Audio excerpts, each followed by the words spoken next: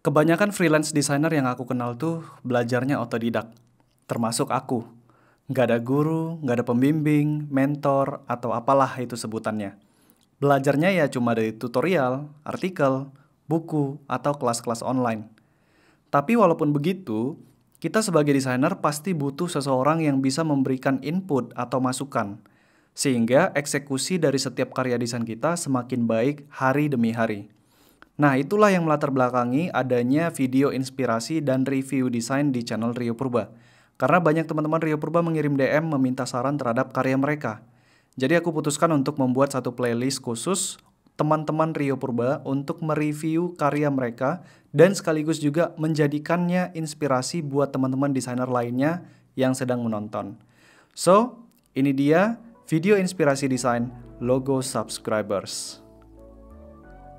Halo guys, welcome back to my channel para desainer dan freelancer. Ketemu lagi dengan aku Rio Purba. Terima kasih masih stay tune di channel ini. Terima kasih yang sudah support juga teman-teman, terima kasih banyak. Kali ini kita bakal masuk ke inspirasi desain logo. Nah, jadi di inspirasi desain logo kita bakal nge-review dan juga sekaligus nge-feature karya-karya desain teman-teman Rio Purba yang ada di Instagram. Nah, tepatnya desain logo ya. Jadi di sini kita berharap bisa sama-sama belajar. Oh, ternyata buat logo seperti ini. Oh, ternyata logo seperti ini yang baik dan benar seperti itu. Dan kalau misalnya ada karyanya yang karya teman-teman Rio Purba yang udah bagus ya, kita feature di sini supaya nanti juga teman-teman Rio Purba di Instagram mendapatkan kesempatan untuk menambah followers atau mendapatkan klien atau mendapatkan audience gitu ya. Ya, kita berharapnya yang positif dan yang baik aja. Nah, jadi tanpa berlama-lama langsung aja kita review dan kita feature karya dari teman-teman Rio Purba di tagar desain logo _RP ini.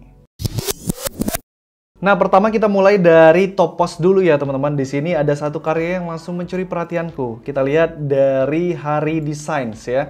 Tapi ini kok di Kyoto, Jepang. Kita lihat dulu nih teman-teman ya. Apakah memang, oh ternyata menggunakan bahasanya ya, mungkin English, Jepang, Indonesia ya. Kemudian kita lihat karya-karyanya, wow gila cuy. Ini khusus memang e-sport ya teman-teman. Jadi kalau kalian tuh ada klien atau pengen tanya-tanya atau pengen sekedar mencari inspirasi, logo-logo e-sport atau logo kayak Twitch streamer kayak gitu ya teman-teman. Nah, kalian bisa kunjungin di sini Hari Designs ya teman-teman. Oke, Hari Designs ya, kalian bisa lihat ini karyanya luar biasa sekali. Oke, ini great job, terima kasih Mas Hari ya untuk inspirasinya, untuk pembuka ini luar biasa. Kita coba lanjut ke desain logo berikutnya. Oke, di sini aku nemu yang kedua teman-teman ya. Jadi ini ada kayak pasaran ya, pasaran. Kalau aku lihat ya, menurutku ini kayaknya startup atau logo bisnis untuk startup kayak market berhubungan dengan saham gitu ya. Karena di sini pasaran, market, terus dia lambangnya juga memproyeksikan kegiatan saham gitu. Menurutku. Nah, kalau memang betul ini logo untuk bisnis seputar saham, nah kayaknya teman-teman ini ada dari karya dari Go Social ya. Harus mengganti nih style mockupnya. Jadi ini juga pelajaran buat teman-teman ya. Kalau kita ngepropose ya desain logo kalau ada project atau untuk personal project doang, itu mockup juga nggak boleh sembarangan. Harus disesuaikan dengan industri dari bisnis yang logonya kita desain. Misalnya nih, kalau misalnya industrinya itu di bidang saham, itu kan berarti high tech ya. Yang main saham itu, investor itu adalah orang-orang yang punya duit. Berarti itu tampilannya itu harus yang sophisticated gitu, yang canggih, terus yang mahal, premium, kelihatannya seperti itu. Karena sesuai dengan industrinya. Nah, kalau kita lihat seperti ini ya, ini kayak background itu kan kayak dinding bergerutu gitu, dindingnya yang bergerutu gitu, tau nggak ya? Yang nggak selesai gitu, atau yang udah selesai tapi yang bergerutu gitu ya, ada teksturnya. Kemudian di sini ada kayak shadow apa namanya, shadow kayak daun-daun gitu kan teman-teman. Nah, ini kan stylenya kalau bisa dibilang ini kan stylenya organik gitu ya, ada shadow daun-daunnya. Nah, kalau misalnya untuk logo di bidang makanan, logo di bidang pertanian, logo di bidang perumahan, mungkin bisa. Tapi ini kan pasaran, ini kan logo untuk bisnis saham ya. Jadi kita harus sesuaikan mockupnya itu yang harus sophisticated, yang canggih, yang modern, yang premium, high class kayak gitu. Nah, itu teman-teman.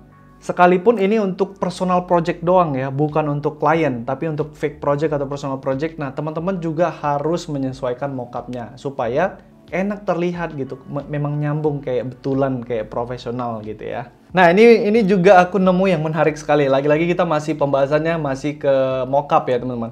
Jadi lihat ini kan kebab Turki.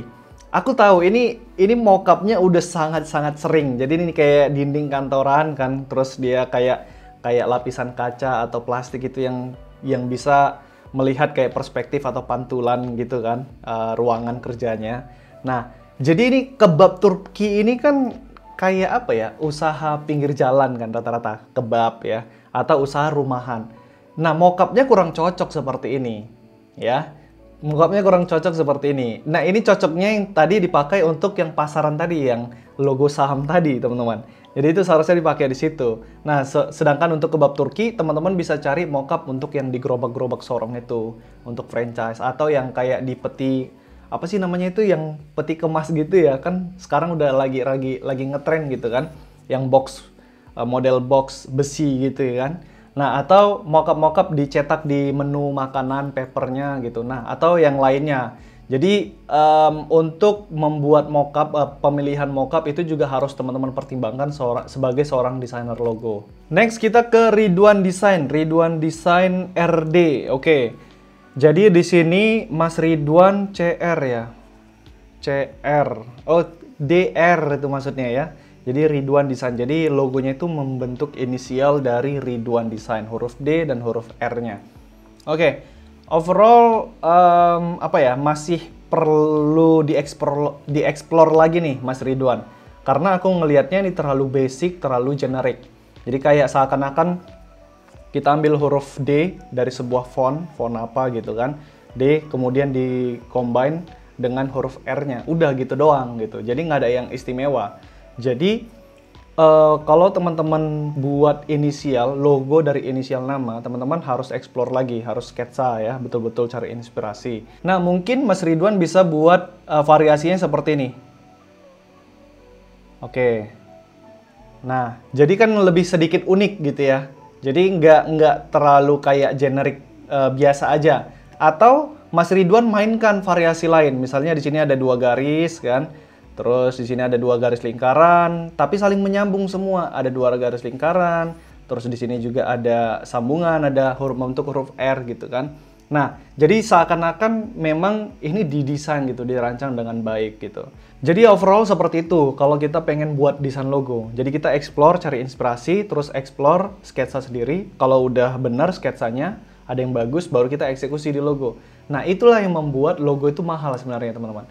Jadi kalau teman-teman buat desain logo tapi asal-asalan cuman ngambil dari font, gabungin udah jadi logo doang, itu ya nggak ada istimewanya nanti. Nah, teman-teman harus sebagai desainer logo harus belajar eksplorasi.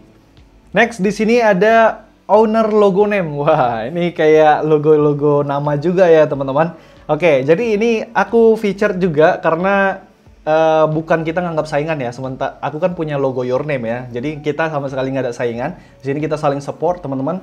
Jadi ini aku suka sekali teman-teman. Jadi ini ibaratnya kalau logonya seperti ini lebih kelihatan effort kita sebagai desainer logo kita tuangkan di desain logo kita. Berbeda dengan desain logo Mas Ridwan tadi kan ini seperti kelihatan kayak dua jenis huruf digabungkan aja biasa gitu kan.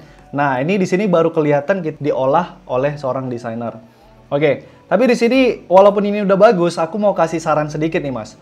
Jadi dalam mendesain logo Your Name itu aku usahakan supaya hasil akhirnya itu balance kelihatan. Jadi kayak nggak kelihatan kayak ada yang nanggung, ada yang kurang gitu ya. Nah, jadi saran aku kalau boleh sih, ini dilanjutin aja seperti huruf D ya. Ini dibuat gini juga, tapi dipotong, cukup segitu aja. Hanya untuk penghias ya. Kan di sini namanya Danu ya. Ini ada huruf D, ya, terus ada huruf A di sini, kemudian ada huruf N, N-nya begini ya, nah itu N-nya ya, kemudian ada huruf U. Nah kalau seandainya N-nya di sisinya masih ada seperti ini, ada kurva atau lengkungan, itu kan tetap huruf N kelihatan kan? Nah, tetap kelihatan huruf N kan?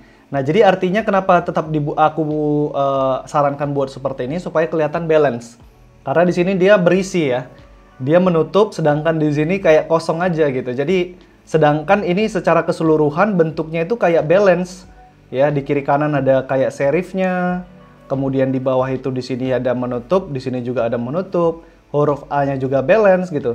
Tiba-tiba kelihatan di sini sisi dalamnya, di sini ketutup, di sini nggak, kayak ada yang kurang gitu ya. Nah, jadi itu saran aku untuk owner logo name ya. Semoga nanti ke depan ya makin bisa meramaikan ya. Jadi makin banyak inisial-inisial logo nama yang baru gitu ya. Dengan style yang lebih asik lagi, lebih berbeda lagi. Next, mungkin ini yang terakhir supaya video kita nggak terlalu panjang. Di sini ada text video by Yustio Design. Yustio Design. Kita coba lihat dulu Yustio Design apakah fokus di logo. Ya, di logo, tapi nggak. Ini kayaknya akun baru ya, new account. Dan di sini belum banyak juga desain logonya. Oke. Di sini kita fokus ke desain logonya, teman-teman. Ini apa ya? Kalau bayangan ini nggak banget deh ya. Jangan buat bayangan seperti ini, teman-teman. Kayak kelihatan apa ya? Terlalu basic, bener nggak sih ya? Karena banyak desain-desain logo yang seperti ini aku jumpain. Aku kayaknya ini nggak stylenya nggak banget deh gitu. Jadi teman-teman lebih bagus dihilangin aja. Jadi memang ini dibuat kayak monogram gitu biasa aja, teman-teman. Oke, mungkin itu satu. Kalau memang mau dibuat bayangan ya, mungkin bagus aja langsung solid aja, gak usah bayangan kayak transparan terus kayak ada kelihatan lah gradiennya gitu kan. Nah, kalau mau apa langsung dipatahkan aja, disolidkan aja tapi dikasih transparansi, warna hitam, terus mode blendingnya itu multiply, kemudian di sini dibuat kayak ngisi gitu loh, teman-teman. Nah, dia kayak gini kan. Nah, itu bayangannya. Terus yang di sini bayangannya kayak gitu juga. Nah, atau lebih tipis lagi. Mungkin seperti itulah gitu. Jadi logonya terlihat lebih asik gitu ya. Atau di-flatkan aja. Karena ini logonya udah bagus, udah balance, bagus juga bentuknya gitu kan. Jadi di-balance-kan aja. Tinggal di-flatkan aja jadi monogram biasa, itu udah professional look. Kemudian yang kedua, jangan seperti ini ya. Kalau teman-teman buat preview logo jangan seperti ini, jangan terlalu besar. Jadi supaya logo itu terkesan mewah ya. Kalau teman-teman cari di Google misalnya Lux logo atau logo design lah. Kita coba lihat ya. Terus yang kedua Lux logo. Nah, di sini kita akan coba lihat bagian image atau gambarnya, teman-teman. Nah, ini logonya, setiap preview logo itu pasti punya area bernapas atau breathe area. Jadi supaya logonya itu tidak terlalu mepet, tidak terlihat terlalu besar gitu. Jadi di area kiri, kanan, atas, bawahnya itu terdapat ruang bernapas yang menjadikan logonya ini orang fokus ke logonya gitu. Dan nggak dipaksain, enak dipandang gitu, teman-teman. Kita akan lihat logo lain. Sini ada contoh logo yang bagus nggak ya? Nah, kayak gini juga nih, teman-teman. Jadi kayak balance, kayak enak dilihat mata gitu kan. Ada ruang bernafasnya. Oke? Kemudian di sini juga. Nah, jadi kayak enak gitu. Logonya ini menjadi perhatian utama, tapi tidak terlalu kayak memakan mata gitu. Nggak terlalu memaksa mata. Nah, tapi kalau misalnya logo yang seperti ini, Mas Yustio ya, menurutku terlalu mepet sih. Terlalu mepet. Jadi logonya juga terlalu besar gitu. Jadi bisa logonya dibuat lebih kecil aja segini. Tulisannya juga dikecilin lagi. Oke. Terus dibuat rata tengah. Jadi ruang area bernapasnya itu jauh lebih banyak. Ya, jauh lebih banyak supaya logonya terlihat lebih premium. Itu aja. Oke. Mudah-mudahan video inspirasi desain kali ini tetap bermanfaat, ya, tetap bisa ada yang teman-teman pelajarin. Terima kasih juga buat teman-teman yang sudah bantu support video Rio Purba ke grup-grup desain kalian, ke sosial media kalian. Jangan lupa juga tag Rio Purba di IG Story.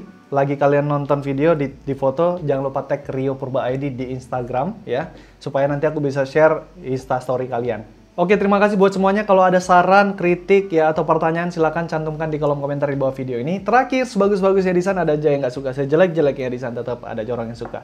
Jadi mau desain kalian bagus atau jelek, jangan pernah takut berkarya. Aku Rio Purba, see you guys on the next video.